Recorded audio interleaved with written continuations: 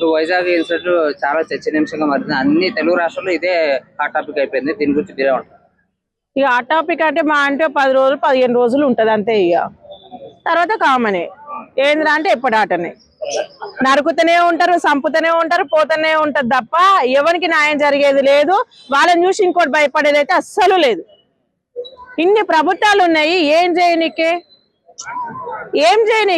ఇప్పటి వరకు ఎవరికైనా నిన్న కాక మొన్న యూట్యూబర్ అమ్మాయిని అతి దారుణంగా వాడు చంపేసిండు. ఆ విషయం మర్చిపోక ముందుగా ఇంకొక అమ్మాయిది వచ్చింది. ఏం జరుగుతుంది? వాళ్ళు నిమ్మలంగా తీసుకోవచ్చురు, జైలు కూర్చోబెడుతురు, తినబెడుతురు, బయటకి ఏమైనా పాన సుస్త అయితే తీసుకొస్తారు, చూపిస్తురు. ఇంత మూర్ఖంగానే అరే నాయన అంత దారుణంగా చంపుతావురా నాయన నువ్వు ఒక ఆడపిల్లని? నరికి మళ్ళీ ఫ్రిడ్జ్ లో పెట్టి తలకాయ తీసుకొని వేరే కాడేసి కాళ్ళు వేరే కాడేసి నీ తల్లి నువ్వు చచ్చేది ఉంటివిరా. అంత పాపం ఏం చేసిందిరా నీకు? అంత అయినా అసలు అన్యాయం చేసిందా? సరే నేను పైసలు అడిగింది అనుకో, పిఎస్ లో పోయి చెప్పేది ఉంటివి నువ్వు. నేను ఓడొద్దు అన్నాడు, వద్దని చెప్పినారు ఎవరన్నా? ఒక మేడం సెంచరీ ఓడితే ఒకటి తెలికల్లో వచ్చి పిఎస్ లో కంప్లైంట్ ఇస్తాం భాగవతం తీసి బయట పెట్టలే. నీ తప్పుందా ఆమె తప్పుందా వాళ్ళు పోలీసులు చెప్తుండే కదా. అట్లాంటి చేత కాలేదు మీకు. సంపత్తి ఇప్పుడు ఏమైంది? నీ పరువు నష్టము, ఆస్తి నష్టము, నీకు 10 మందిల పేరు లేకపోయే, రేపో ఎల్లుండో జైలుకు ఖచ్చితంగా అయితే పోయినవు, అయిపోయింది, ఊరు శిక్ష చేస్తారు. దేనికి?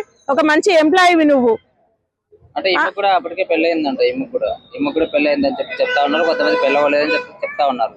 సో దీంట్లో ఏది నిజం అంటారు? ఇగో పెళ్లి అయిందో కాలేదు, ఆ పెళ్లికి అయితే నన్ను అయితే విలువలే నాకు తెలియదు. కానీ ఆ పెళ్లికి నన్ను విలువలే నాకు తెలియదు.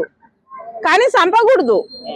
నీకు నచ్చలే కదా వదిలేసాయి. నీకు నచ్చని అన్నం పెడితే ఏం చేస్తావు? నాకు వద్దాను వదిలేస్తావు. ఇది కూడా అంతే, నచ్చకపోతే వదిలేయి. చంపని వాళ్ళ అమ్మ వాళ్ళ నాయన 30 ఏళ్ళు 25 ఏళ్ళు నీకోసం కానీ పెంచింది. చంపు నాయన నువ్వు అన్ని చేతిలో పెట్టినారు. అంటే ఒక డేటింగ్ యాప్ లో వీళ్ళిద్దరు కలుసుకొని ఆ అమ్మాయి మనీ ఇంకా గోల్డ్ అవి ఇవి డిమాండ్ చేయడం కూడా కరెక్ట్ కాదు కదా. ఇప్పుడు రిలేషన్ లో ఉన్నప్పుడు అది వేరు ఉంటుంది. బట్ పెళ్ళి అయింది అని తెలిసి కూడా ఇప్పుడు నువ్వు ఒక మాట అన్నావు ఏదో యాప్ లా డేటింగ్ యాప్, మరి అలా ఉత్తగా పోతారా? అదే అంటున్నాను, ఆ రీజన్ తోనే అడుగుతున్నా. డేటింగ్ యాప్ లో కలిసి వీళ్ళిద్దరు ఇట్లా చేసిరు కదా, ఆ అమ్మాయి ఆ డిమాండ్ మనీ ఇంకా గోల్డ్ ఆ డిమాండ్ చేసింది కాబట్టి పిఎస్ లో కంప్లైంట్ ఇచ్చేది ఉంటుంది. అదే అంటున్నాను నేను, అదే అడగబోతున్నాను మిమ్మల్ని. సో ఆయన పిఎస్ లో కంప్లైంట్ చేయకుండా డైరెక్ట్ గా అట్లా చెప్పడం కరెక్ట్ కాదు కదా అని నేనే అంటున్నాను. పిఎస్ లో కంప్లైంట్ ఇచ్చేది ఉంటుంది, వాళ్ళ అమ్మ నాయనకు చెప్పేది ఉంటుంది నువ్వు. వాళ్ళ అమ్మ నాయన లేరా? పిఎస్ లో కంప్లైంట్ ఇచ్చేది ఉంటుంది, జాబ్ చేసే కాడికి పోయేది ఉంటుంది నువ్వు. ఎవడొద్దాను నిన్ను. నువ్వు చేసిందే లత్కోర్ పని అని నీకు కూడా తెలుసు. ఇంకా అదృష్టం ఏంటంటే అలా పిల్లం అమ్మగారింటి కూడా తన లక్ అది. డెలివరీకి ఏమో పోయింది. ఒక భార్యకు మంచి మోపు చేసి తోలిచ్చి ఇంకో భార్యను లేవట్టేసి. అవసరమా? రోజు రోజుకి ఇలాంటి ఇన్సిడెంట్స్ జరుగుతూనే ఉన్నా కానీ ఎందుకంటారు ప్రజల్లో చైతన్యం లేకపోవడం? ఎందుకుంటదమ్మా? ఇప్పుడు భయం ఉంటేనే కదా చర్యలు తీసుకోవాలి. గవర్నమెంట్ నుంచి చర్యలు తీసుకోవట్లేదని ఇలాంటి ఇన్సిడెంట్స్ ఏమన్నా జరుగుతున్నాయి? అవును, దాని వల్లనే కదా. ఇప్పుడు భయం ఉంటేనే కదా చేసేది. ఇప్పుడు డ్రగ్స్ గంజాయి ఈ రోడ్డు మీద ఇప్పుడు వైన్ షాపులకు అమ్ముతారా? భయం అది, ఎందుకంటే పట్టుకోపోతారని భయము. ఇది కూడా అంతే కదా, ఏదైనా శిక్ష వేస్తేనే కదా అవతలను కూడా భయం వచ్చేది. ఏది లేదు. మేకలను గొర్రెలను కోస్తున్నారు, ఫ్రిడ్జ్లలో పెట్టుకుంటారు.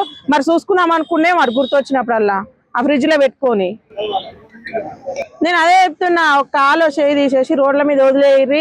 ఆ జైలు అవసరం లేదు, ఏం లేదు. వాని కాడ ఏమైతే ఉన్నది ఉందో వాళ్ళ అమ్మనైనకు, అది ఎందుకంటే దళిద్రుని కన్నందుకు, పెంచినందుకు, పెద్ద చేసినందుకు, చదివించినందుకు వాళ్ళ భార్యకి వాళ్ళకి ఇచ్చేసి రోడ్ల మీద వదిలేదు.